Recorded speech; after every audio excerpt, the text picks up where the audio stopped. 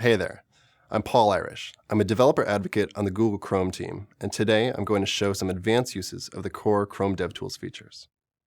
First, let's enter into the DevTools.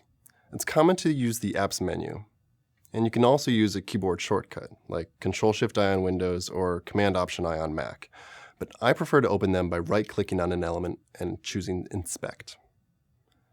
Now we have this open, I can navigate the DOM by clicking on the arrows, but it's much quicker to use the keyboard arrow keys to traverse up and down the DOM tree. You'll notice as I'm selecting these elements, I get an on-screen blue highlight, but I also get a CSS selector that represents that element, along with its current width and height. Sometimes I like to zoom out of the page with Control- to get the full view while I do this. Now, over in the Console tab, I'd like to share a few things. Let's say you have a big string coming from your app, and you want to copy it into your clipboard. Well, you certainly could highlight the entire string with your mouse. It's much more effective to use the console's built-in copy method.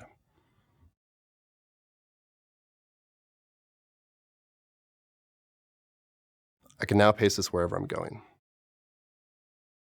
Sometimes you get too much text in the console. You can use the clear function to clear it out.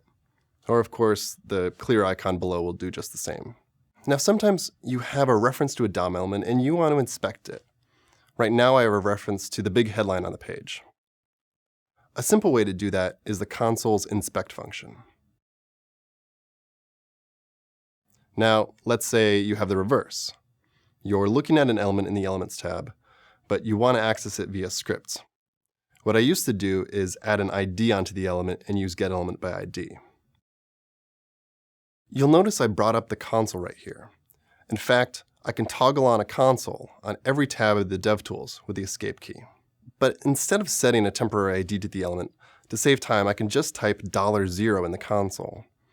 This is a shortcut reference to whatever element is currently selected in this panel. It's just a regular reference, so if I'm using jQuery, I could toss it into its $$ method easily. Now, over on the Network tab, I'd like to share a few things. In this waterfall chart, 2 lines are added.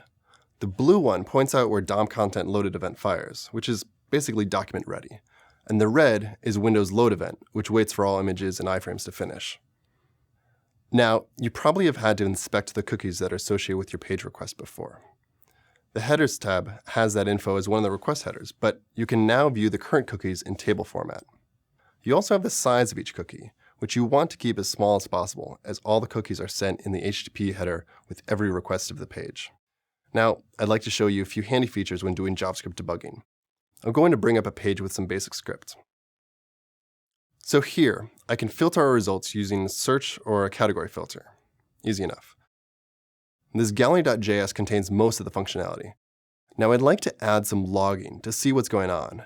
In Chrome, I can edit the script on the fly inside the UI. This feature is unique to Chrome because of how the V8 JavaScript engine executes your code. I'm going to jump down to the Show Gallery function. I can use Command-G or Control-G to jump to a specific line number. Now, I'd really like to dig into this JSON argument here, so I'm going to console log it out.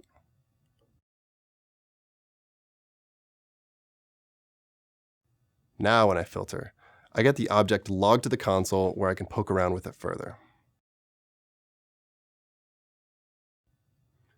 You'll notice I'm also getting an exception thrown on the page. Sometimes it's difficult to figure out where these errors are coming from.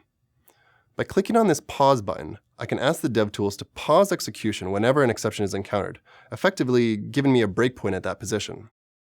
I can now open up the console, again by hitting escape, and figure out what's going on. Oh, whoops. It looks like that element doesn't exist yet. I guess it's time to file a bug report. If you'd like to dive into the DevTools, I definitely recommend picking up a dev channel version of Chrome.